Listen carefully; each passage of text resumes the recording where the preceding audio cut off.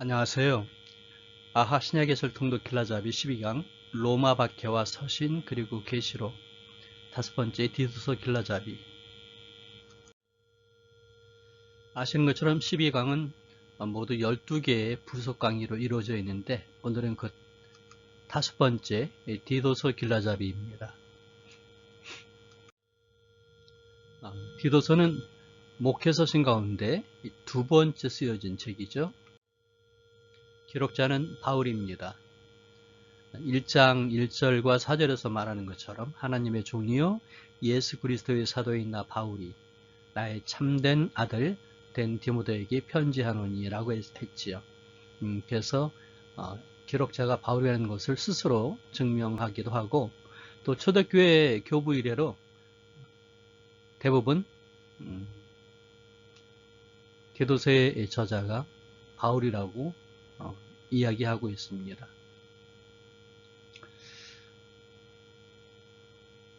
목회서신의 교회 조직들은 1세기가 아니라 2세의 것이라고 해서 바울의 기록서를 거부하는 경우도 있긴 하지만 사도행전이 모든 것을 다 기록하는 것이 아니거든요. 그리고 이미 1세기에도 이러한 교회 조직들이 존재했다라고 하는 증거들도 있습니다. 수신자는 마찬가지로 아까 읽었던 것처럼 나의 참된 아들 디도에게 편지하노니 라고 했죠. 그래서 사도 바울의 참된 아들이라고 이야기하는 디도에게 보낸 것이었습니다. 디도의 이름은 공경이라는 의미가 있고요. 사도 바울의 전도 여정에 함께했던 동료이자 동역자였습니다. 그리고 특별히 에베소 교회에서 복음을 증거할 때 고린도 교회에 바울의 편지를 전달하는 역할을 하기도 했고 또 예루살렘 교회를 위한 이 헌금을 모금할 때 그 일을 담당하기도 했었습니다. 그런데 사도 바울이 5차 전도 여행 도중에 그레데에 디도를 남겨두었다고 하는 기록이 있죠. 기록 연대는 AD 63년경 그렇게 말하기도 합니다. 로마 감옥에서 석방된 후에 5차 전도 여행을 하면서 스페인에 들렀다가 소아시아로 돌아오는 과정 속에서 디도를 그레데에 남겨두었다라고 대부분 생각을 합니다. 또 스페인을 나중에 갔다고 할 때는 이게 65년이 되기도 하죠. 고린도 교회에서 사역을 하던 사람들 편에 편지를 보냈으며 아직 니고볼리에 도착하지 않은 것으로 보아서 고린도에 있던 그 시기에 디도서를 기록했다라고 추정을 하게 됩니다.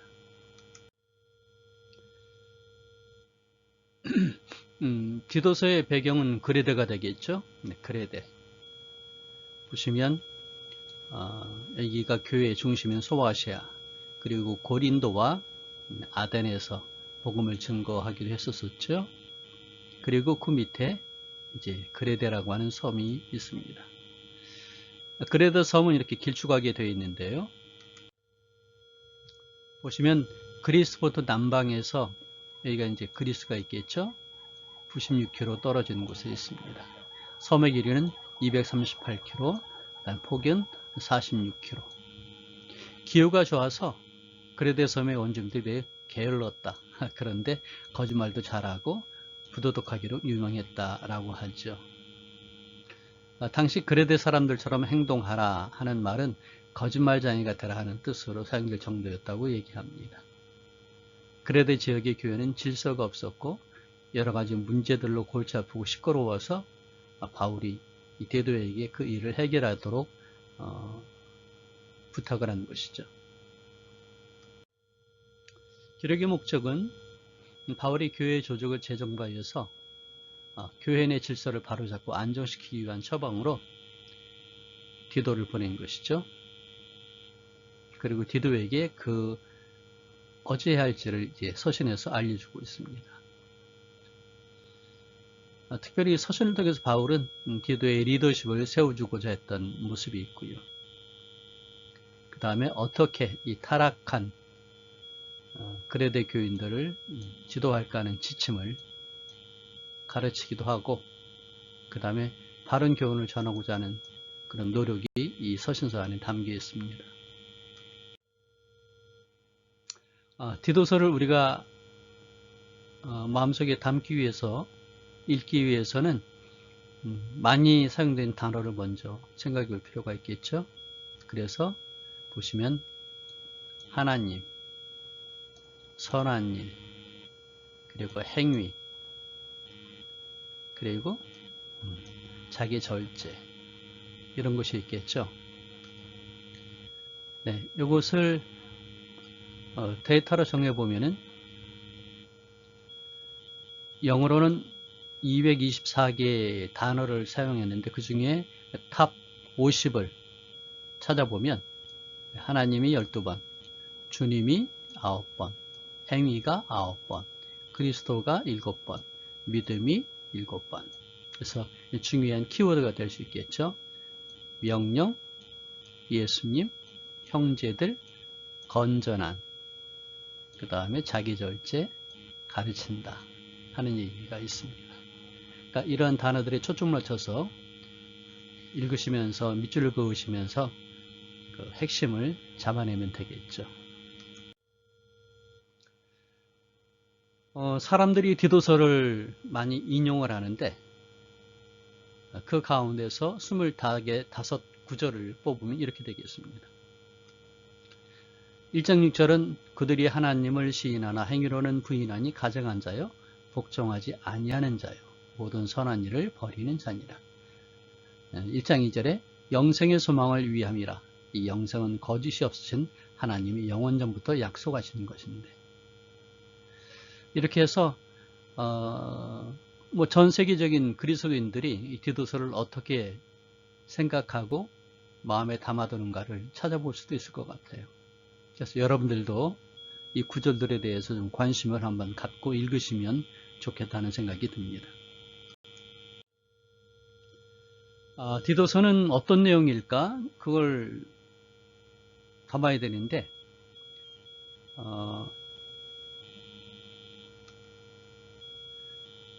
예, 보시면은 베리 누들스톤이라고 하는 사람이 아크로스틱 바이블이라는 책을 썼어요. 그 내용 중에 이 디도서를 표현하는 게 이제 한 장 그림이 이렇게 되는데, 네, 어린아이를 데리고 있는 두 남자가 보이죠? 어린아이, son입니다. son. 이 책의 특징은 뭐냐면 이합체라고 해가지고 이렇게 첫 번째 나오는 철자들을 모읍니다. 그래서 디도서는 son, 그렇게 생각을 하고 정리할 수 있죠. 디도서는 뭐라고요? son. 왜냐하면 바울이 디도를 참된 아들 그렇게 얘기했으니까 디도서는 son이구나 하고 보시면 되겠죠. 이 누들스톤은 이렇게 각 장의 주제를 뽑았습니다. 그래 각 장의 주제에 첫 자를 뽑은 거거든요. 그러니까 디도서는 석정의로 이루어졌구나. 왜냐하면 S1이 철자가 3개잖아요. Sound Doctrine, Silence is Error. 그래서 건전한 교리는 실수를 잠재운다. 두 번째, Order Life to Doctrine. 교리에 따른 삶을 가르쳐라. 그 다음에 네 번째, Never shun good deeds. 선행을 거절하지 말라. 그래서 영어이긴 하지만은 이렇게 외워두시면은 디도서를 이렇게 정리하고 회상하는데 큰 도움이 될 수 있습니다.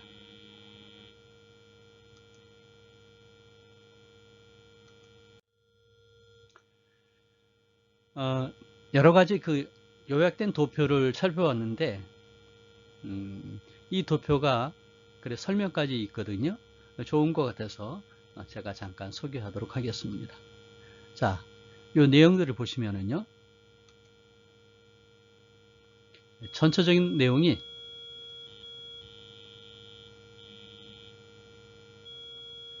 건전한 행위에 대한 얘기를 합니다. 예수 그리스도의 교훈을 반대하는 거짓 스승들에 대해서 건전한 행동을 교훈하고 있다는 얘기죠. 그리고 보시면은 지금 1장과 나머지 2장, 3장을 구분하고 있거든요. 이렇게 구분하고 있죠.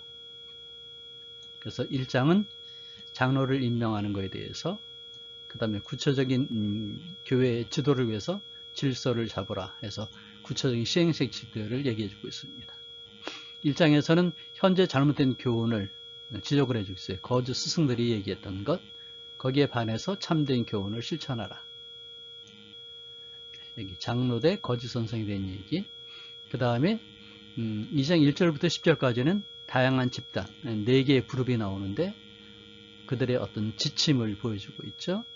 그 다음에 2장 11절부터 3장 15절까지는 중요한 키워드가 은혜가 됩니다. 은혜가 경건으로 이끈다. 그래서 크게는 2개 또는 3개의 그룹으로 이렇게 나눌 수 있는데요. 첫째 그룹은 조직하다, 두 번째 그룹은 가르치다, 그 다음에 세 번째 그룹은 은혜. 이렇게 구분해 볼 수 있습니다. 좀 더 세분하면 이렇게 얘기할 수 있게 되겠죠. 좀 나눠서 한번 생각을 해보도록 하겠습니다. 보시면 디도서 1장은 진리를 가르칠 경건한 장로를 선발하라. 각 교회들의 장로들을 세울 수 있도록 지침을 내려주고 있죠. 교회의 지도자 보시면 성경에서는 2가지의 그 용어를 사용하고 있는데, 보시면 여기에 프레스뷰테로스, 그러죠.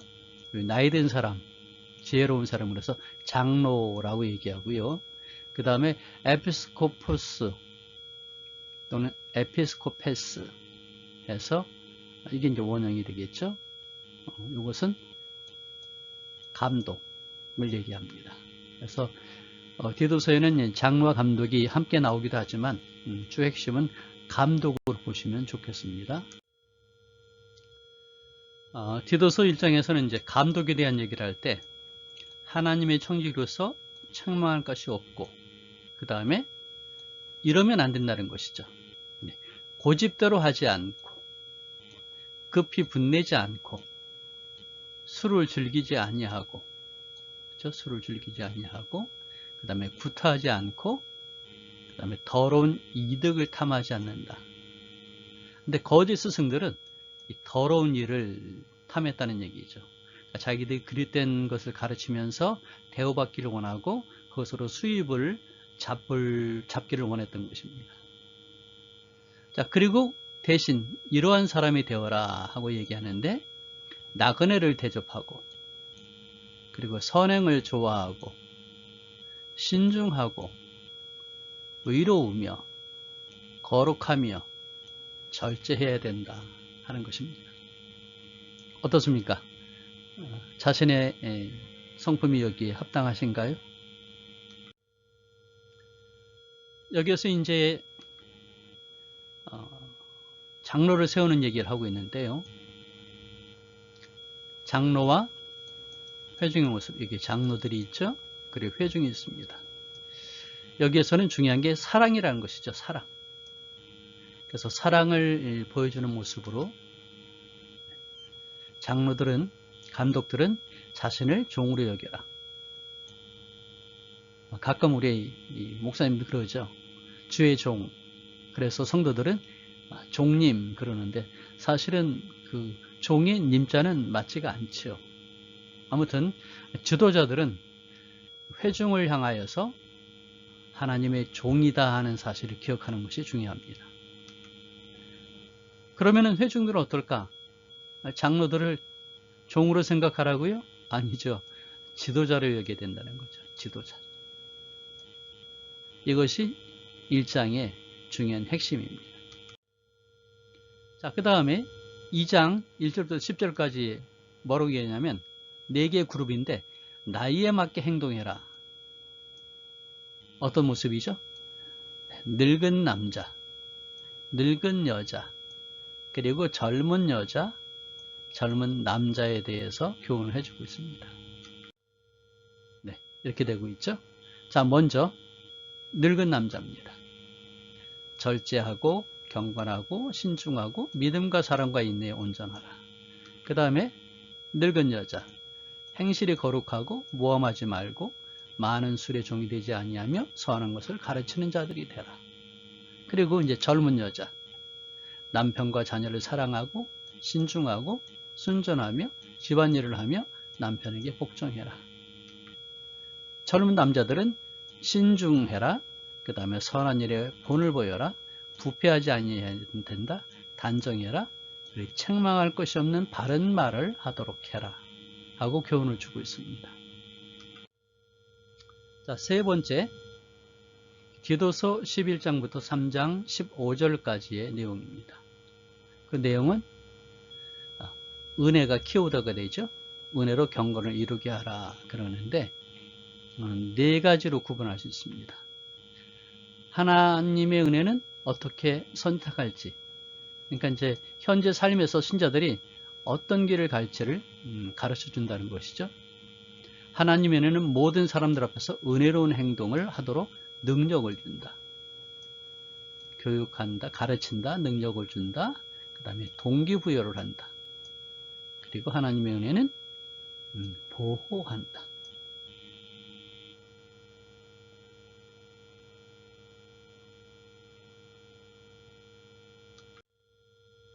그래서 이것을 그냥 한 장의 그림으로 얘기한다면, 하나님을 알기 전에, 하나님이 은혜로 우리를 변화시키기 전에는 원석이죠. 길거리에 이제 돌이 될 수도 있겠지만, 하나님의 은혜가 우리에게 역사하시면은 그러면 보석이 되는 것입니다. 이게 2장 그 후반과 3장의 이야기의 핵심입니다. 자, 여러분 어떻습니까? 돌인가요? 아니면 보석인가요? 특별히 2장 11절부터 15절에 있는 이야기는, 건강한 교회는 자신들의 변화가 필요하다는 것인데, 그 근거가 예수님이 되어야 한다는 것이죠. 그래서 예수를 믿기 전과 예수를 믿은 후로 구분이 될 수 있는데,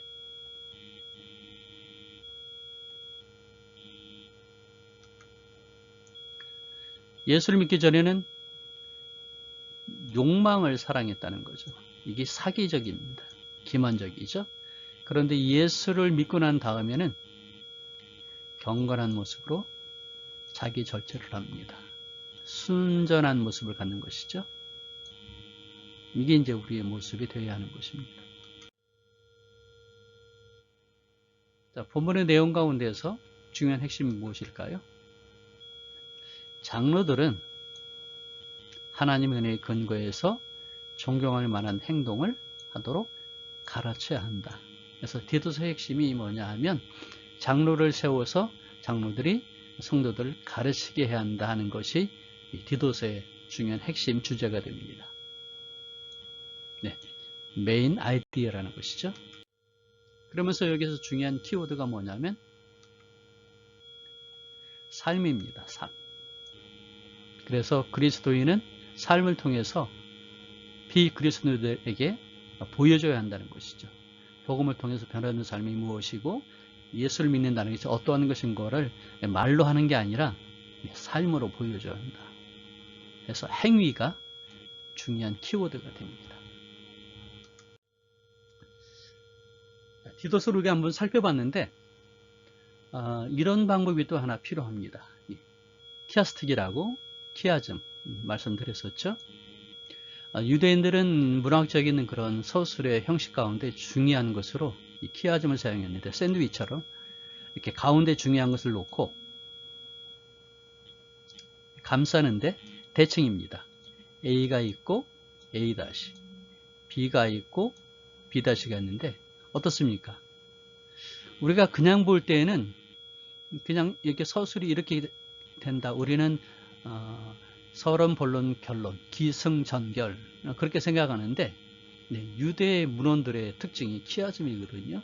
그래서 이렇게 보는 눈도 또 하나의 해석의 도구, 이해의 방법이 된다는 것이죠. 자, 보시면은 자, A에서는 어떻습니까? 이 인사와 은혜, 경건함을 다루고 있는데, 그래서 평범한 인사와 은혜를 전하지만 중요한 건 경건을 강조한다는 겁니다. 그 다음에 두 번째, 지도자의 자질을 얘기하는데 우리는 지도자의 자질을 앞에서만 생각하죠. 그런데 3장에도 이게 또 다루고 있다는 것입니다. 그리고 세 번째, 교훈에 대한 얘기를 해주죠. 그릇된 교훈인데 어떻습니까? 죄, 그 다음에 분열, 그릇된 교훈, 유대 율법주의자들 똑같은 게 나오고 있어요. 우리가 이렇게 보지 않으면 관각이 쉬운 이런 구조적인 모습입니다. 그래서 은혜로 변화된 삶이 필요하다는 걸 보여주는데 앞에서도 얘기하지만 뒤에서도 얘기하죠. 그 다음에 D는 관계에 대한 권위와 복종인데 여기 이 앞에 D에서는 가정 그리고 우리 교회 사역에 대한 것인데 뒤에서는 시민으로서의 이 얘기를 해주고 있습니다. 그리고 이제 핵심은 여기 이가 되겠죠. 이. 바로 이게 이제 핵심이 되는 거잖아요. 이게. 그래서 참된 은혜로 약이 되는 것들이 무엇일까 하는 것인데 이거는 우리가 한번 살펴볼 필요가 있어서 좀 세분해서 보도록 그렇게 하겠습니다. 2장 11절부터 15절까지의 내용이 되겠는데 11절 모든 사람에게 구원을 주시는 하나님의 은혜가 나타나 그랬죠? 그래서 여기서 이제 중요한 테마를 뽑는다면 하나님의 은혜의 학교는 구원의 유일한 길로 우리가 눈을 뜨게 한다. 그래서 중생, 우리를 거듭나게 하고 그 다음에 의롭다 하심을 이야기하고 있는 것이죠. 그 다음에 두 번째 12절 우리를 양육하시되 경건하지 않은 것과 이 세상 정욕을 다 버리고 신중함과 의로움과 경건함으로 세상에 살고. 근데 이거를 좀 구분해서 생각할 필요가 있어요. 그래서 은혜 학교는 거룩함을 가르쳐서 우리가 흔히 말하는 성화를 얘기하고 있는데 보시면 은혜는 그냥 수동적인 그냥 받는 선물 그렇게만 우리 보시는데 사실은 은혜의 이 단어 속에는 무엇에 반대한다, 거부한다, 부정한다 그런 뜻이 있다는 것이죠. 그래서 하나님의 은혜라고 하는 것은 경건하지 않은 것과 세속적인 욕망을 밀어내는 아니요 라고 말하게 하는 그런 그 능력이 있다는 것이죠. 그것을 가르친다는 것이죠. 그래서 우리가 하나님의 은혜를 입은 사람의 징표는 뭘까? 불의에 대해서 세속적인 욕망에 대해서 아니요라고 말할 수 있다는 것이 있어야 된다는 겁니다. 그러니까 은혜를 받은 사람은 그러는데 우리 현실 사회에서 현실 모습에서 그러시나요? 은혜 받았다 그러면 그냥 좋고 좋은 거죠. 제가 신학교 다닐 때 봤던 일입니다. 가끔 이제 체육대회를 하거든요. 축구를 하든지 배구를 하든지 특별히 배구를 하면 나타나게 되는데 두 가지 모습이 보이죠. 내가 점수를 먹고 내가 좀 이게 좀 불법적으로 해가지고 상대방을 이기게 되면 상대방이 이제 거기에 대해서 항의를 하잖아요. 그럼 은혜롭게 하자, 다투지 말자 그런 얘기를 하는 것이죠. 근데 사실은 은혜는 불법을 용납하는 게 아니거든요. 상당히 적극적인 것입니다. 은혜라고 하는 것은 영어로는 sober 그러는데 냉정하다, 합리적이라는 얘기입니다. 그러니까 은혜를 감정으로만 보면 안 된다는 거예요. 감정. 보통 은혜는 좋은 것, 감격 그렇게 생각하잖아요. 가끔 보면 교회에서 이렇게 찬양을 하시는 분들은 상당히 감정이 풍부합니다. 근데 보면 삶으로 그 찬양의 가사를 안 따라가요. 우리 그러지 않습니까? 우리는 믿음을 주로 감정적으로만 보려고 하잖아요. 하지만은 은혜는 합리적인 것을 요구한다는 것이죠. 은혜는 의롭게 살아야 한다고 가르친다는 겁니다. 은혜는 헌신하는 삶을 다룹니다. 은혜는 다른 때가 아니라 지금 내가 살아가는 이 현실의 삶 여기서 드러나야 한다는 것이죠.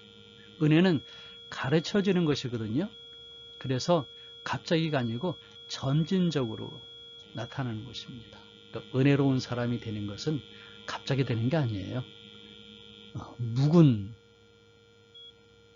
부근처럼 시간이 지나면서 점점점 은혜로워지는 것이지. 근데 사실은 저도 이제 목사가 됐고, 그리고 나이가 들어가게 되면서 나이가 들면 더 은혜로워진다라고 생각을 했었었는데, 그거 그렇지 않습니다. 가르치는 것이 한 걸음씩 인도한다는 측면에서는 그렇지만은, 이걸 놓치는 순간, 배우고 가르치는 것을 놓치는 순간 거꾸로 돌아갑니다. 마치 고무줄을 이렇게 당기면 늘어났다가 놓으면은 팍 하고 줄어드는 것처럼. 그래서 사실은 가르침의 특성이 점진적인 것이긴 하지만은 놓치면 후퇴하는 거거든요. 은혜도 마찬가지가 돼서 우리가 늘 힘써야 하는 것입니다. 자, 13절. 복스러운 소망과 우리의 크신 하나님 구주 예수 그리스도의 영광이 나타나심을 기다리게 하셨으니 해서 중요한 것이 미래에 의해서 움직이도록 한다는 거죠. 흔히 우리는 이제 눈앞에 보이는 돈, 어떤 명예, 권세, 그런 거에서 움직이기 쉽잖아요. 하지만은 은혜는 그렇지 않다는 겁니다. 지금은 곤고하고 어렵지만 나중에 주어지는 영광을 생각하는 그런 소망 가운데 있는 것이 믿음이라는 거죠. 믿음, 소망, 사랑은 항상 같이 있다고 얘기했잖아요. 바울도 고난 가운데서, 그러니까 감옥에 있든지 아니면 복음 전도 사역 속에서의 고난을 겪든지 하는 그 과정 속에서도 그걸 이겼던 것은 미래에 대한 하나님의 상급 그리고 영광을 생각하면서 견뎠잖아요. 우리도 마찬가지입니다. 자, 14절. 그가 우리를 대신하여 자신을 주심은 모든 불법에서 우리를 속량하시고 우리를 깨끗하게 하사 선한 일을 열심히 하는 자기 백성이 되게 하려 하십니다. 제가 참 좋아하는 구절인데, 아니죠, 모든 사람들이 좋아하죠. 이걸 좀 세분화 시켜볼까요? 은혜학교는 하나님의 율법에 대한 열정을 가지라고 얘기하는데, 첫째, 구속. 예수님이 우리를 대신해서 죽으셔서 우리를 살리신 것, 이 구속은 죄악된 행위 자체로부터 우리를 구원하신 것입니다. 바꿔 말하면 죄악된 행위에 대해서 우리가 민감해야 한다는 것이죠. 두 번째, 죄는 율법에 의해서 규정됩니다. 그러니까 은혜에서 은혜와 율법의 대치 개념만 생각하면 안 됩니다. 은혜는 율법과 함께 가는 것이거든요. 특별히 일본어에서 얘기했던 이 죄는 율법에 의해서 규정되는데 율법이 없으면 규정이 될 수가 없어요. 그래서 율법을, 어떤 것은 구약을 우리가 무시하면 절대 안 된다는 것이죠. 자, 은혜는 하나님의 율법에 대한 포괄적인 이해를 주장한다. 포괄적인. 왜 그러죠? 여기 모든 불법에서 우리를 속량하셨다고 그랬잖아요. 그래서 모든이란 것은 아주 단순한 것만 생각하는 게 아닙니다. 물론 십계명으로 대표되는 율법이 있지만 우리가 레위기 또는 모세오경으로 되어지는 유대인들은 여기에서 365개 할 것과 하지 말아야 할 것을 뽑았다고 그러는데, 사실 우리도 그런 좀 폭넓은 이해가 필요하다는 것이죠. 자, 은혜는 우리를 정화시킵니다. 깨끗하게 합니다. 은혜는 하나님께 이르도록 우리를 정화시킵니다. 그래서 우리가 깨끗해지는 것이 세상 사람들이 저 사람 참 착하다, 저 사람 법 없이 살만하다 하는 그런 사람들의 평가 기준에만 만족하시면 안 되고요. 하나님이 이를 때까지 하나님의 기준에 이르도록 우리가 힘써야 할 필요가 있습니다. 은혜는 우리를 초자연적, 슈퍼내추럴로 이끄는데, 보시면 여기에 페리우시온이라고 그러는데 친 또는 자기 백성 그랬죠? 이게 스페셜입니다. 스페셜. 특별히 선택한 자기 백성이라고 그랬는데, 자기 백성. 그죠? 자기 백성. 개역 성경에서는 친백성 그랬는데 자기 백성. 이게 특별히 선택한, 그래서 스페셜하다는 것입니다. 일상을 넘어선 것인데, 그러니까 슈퍼내추럴해서 우리가 하나님의 자녀가 되는 것은 그냥 일상적인 일이 아니고 혈육으로 된 게 아니고 초자연적으로 됐다는 것이죠.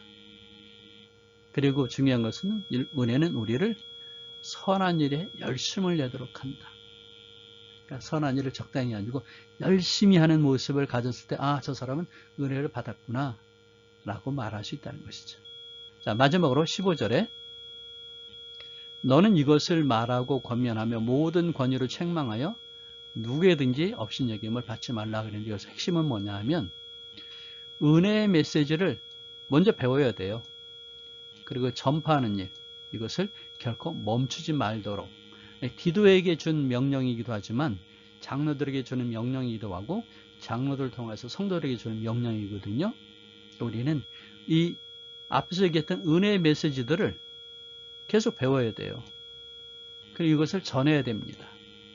나이가 들면서 지도자가 되는 위치에 올라갈 수 있게 되는데, 가정에서든 아니면 교회에서든 아니면 밖의 시민으로서든 나이가 든 만큼 가르치는 것을 잘하기 위해서 잘 배워야 할 필요가 있다는 것이죠. 이게 디도서의 핵심 5구절의 이야기고, 어떤 면에서는 디도서 전체의 핵심이 될 수 있다는 것 기억하시면 좋겠습니다. 자, 이제 마지막으로 한 장 그림으로 디도서를 우리가 살펴봐야 되겠죠. 보시면 여기 바이블 프로젝트라고 되어 있죠. 그래서 이 한 장 그림을 그리면서 동영상으로 보여주게 되는데, 보시면 오버뷰 티투스라고 하는 타이틀 유튜브에 치시면 이 주소가 나옵니다. 그래서 한 7, 8분 되겠죠. 동영상 강의를 들으실 수 있고요. 그 다음에 한글로도 또 나옵니다. 그래서 디도서 개요하고 유튜브에서 찾으시면, 그러면 이 바이블 프로젝트에서 한글로 번역된 내용을 한글로 강의하는 모습이 보여집니다.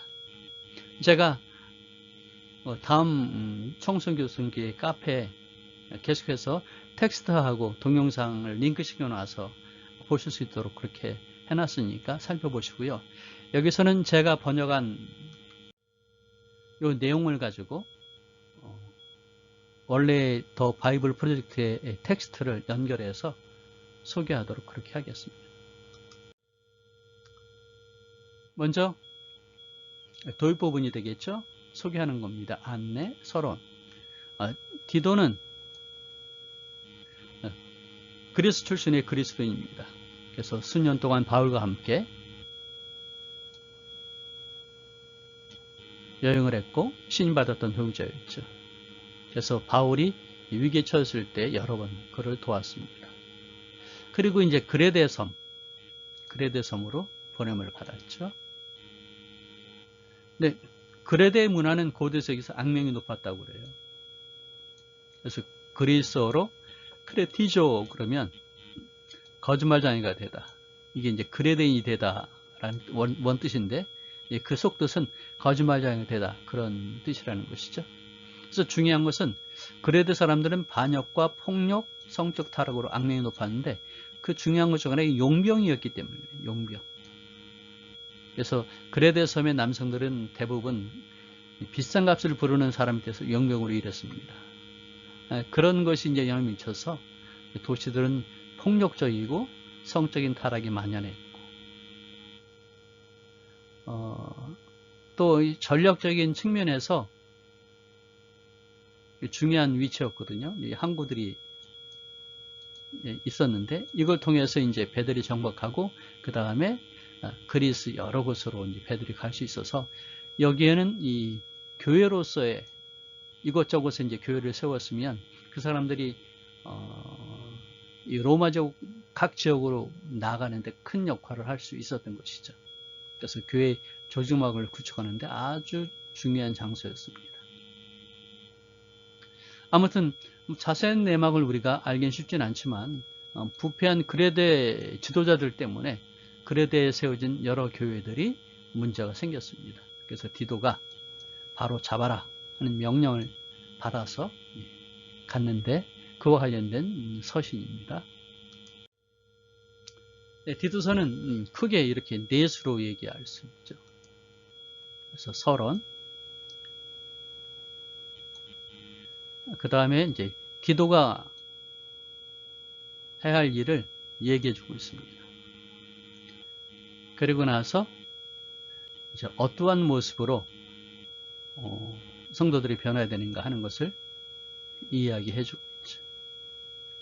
그리고 이제 마지막 인사하는 부분이 있습니다.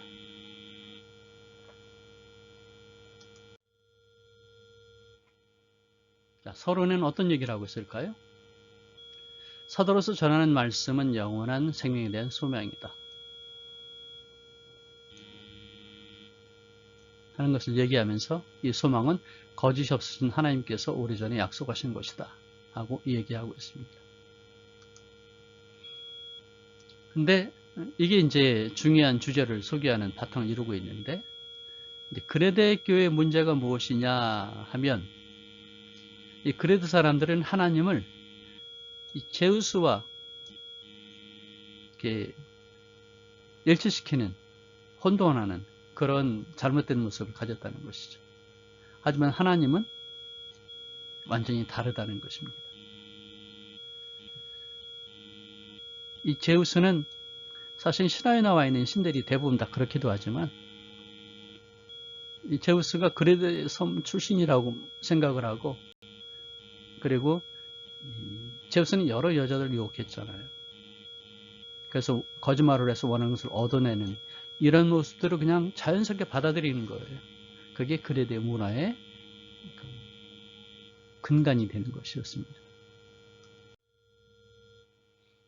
자, 디도의 책무가 얘기되어지는데, 그것은 이제 새로운 지도자를 임명하는 것이었던 것이죠.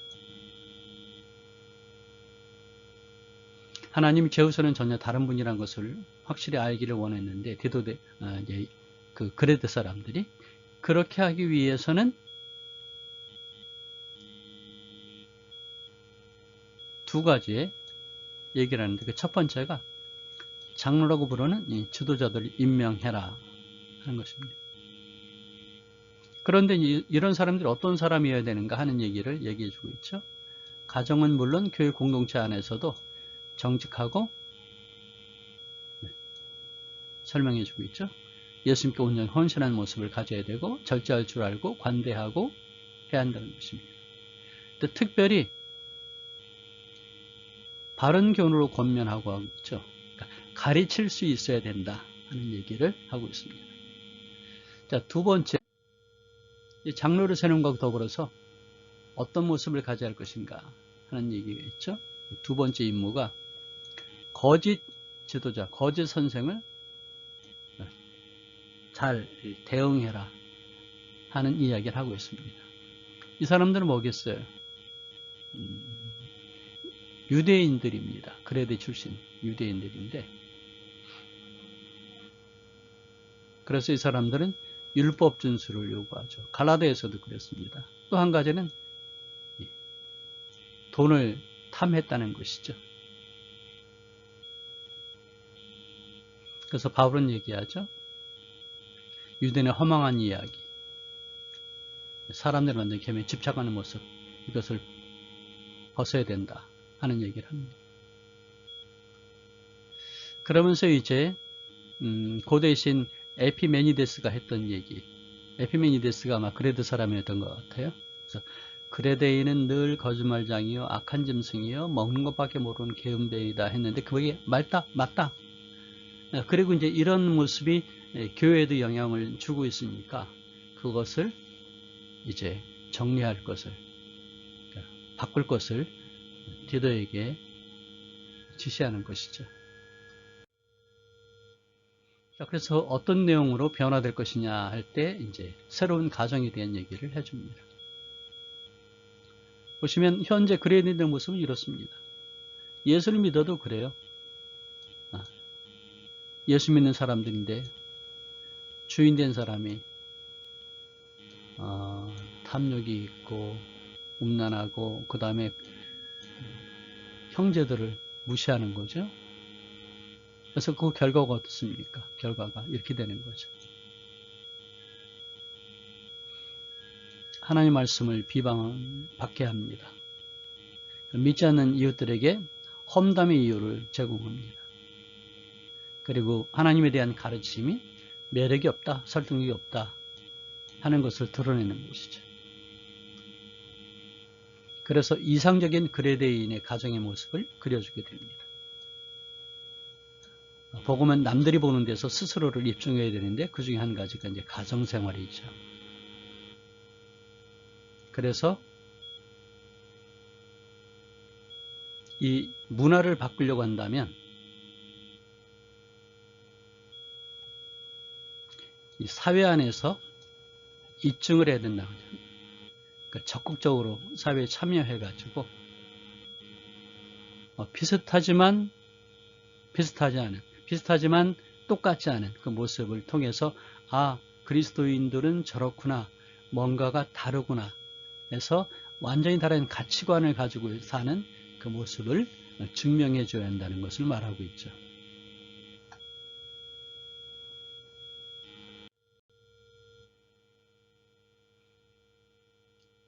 그래서 이제 아까도 자세히 살펴봤던 2장 11절부터 15절까지 그리스도의 삶의 방식의 기초는 무엇일까? 하나님의 은혜다, 참된 은혜다 하는 것을 얘기해 주고 있습니다. 그래서 모두 5절에 의해서 하나님의 풍성한 은혜가 어떻게 나타났고 어떻게 작동하는지를 보여주고 있죠. 그래서 이 은혜로 인해서 하나님의 너그러운 사랑과 모순되는 그 타락한 방식을 거부해라. 그것을 부정하고 그것을 극복해라 하고 교훈을 주고 있는 것입니다. 이어서 새 사람에 대한 이야기를 합니다.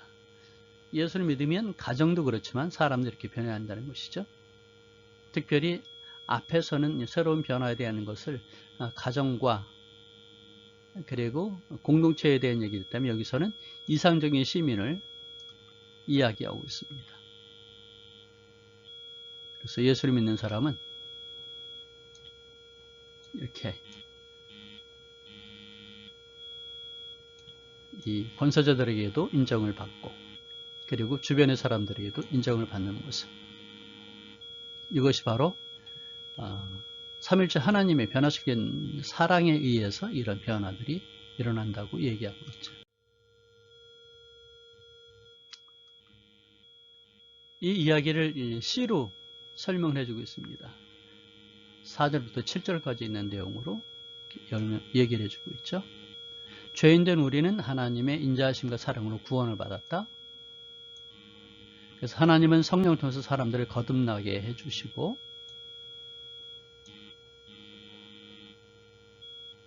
새롭게 하셨다. 그래서 의롭고 인정받는 삶의 길을 살 수 있도록 해준 것이죠. 그리고 새로운 미래를 향하는 문이 열렸다는 것입니다.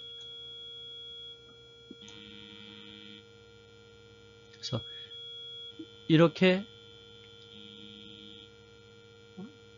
매우 강력하고 새로운 사람이 될 수 있는 것은 성령의 능력으로 인해서 이루어질 수 있는 것이다 라는 이야기를 해주고 있습니다. 그리고 이제 마지막 3장 12절부터 15절에서는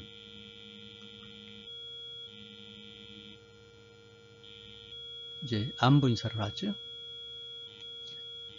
디도를 돕도록 아데마나 두교고를 보내겠다고 약속을 하고 그 다음에 믿음 안에 서로 아는 친구들에게 안부를 전하라고 하면서 서신을 마치죠. 디도서에는 바울의 선교 전략이 나타나게 됩니다. 그래서 사회에서 변화의 주역이 되도록 해라 하는 그런 선교 전략인데 이것은 어떻게 하느냐? 교회는 변혁의 촉진자가 되어야 합니다. 어떻게? 문화 전쟁을 통해서나 아니면 문화 동화를 통해서, 그러니까 상대의 문화와 같아지거나 그래서 완전히 배쳐가는 걸로 되는 것이 아니라 그 안에 들어가서 그 안에서 지혜롭게 변혁을 시켜라 하는 것이죠. 그레데 문화에 지혜롭게 참여하라. 그것은 어떤 일들이 일어났냐면 악한 것은 거절하고 그리고 선한 것은 수용해야 한다. 그래서 보편적인 선에 대한 얘기를 해주고 있습니다. 이렇게 함으로 인해서 하나님의 교훈을 빛나게 한다 하는 얘기를 해주고 있죠. 여러분들은 디도서를 통해서 어떻게 바울의 선교들을 발견할 수 있을까요? 네, 발견해 보십시오. 자, 강의는 여기까지 하고요.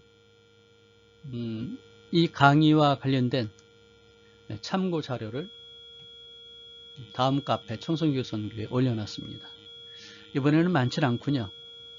이 티투스 해가지고 필립 케이저의 디도서 해설서인데 한글 본문과 번역을 했는데 이게 뭐냐 하면 아까 얘기했던 키아즘에 대한 해설입니다. 제가 설명을 충분히 안 했기 때문에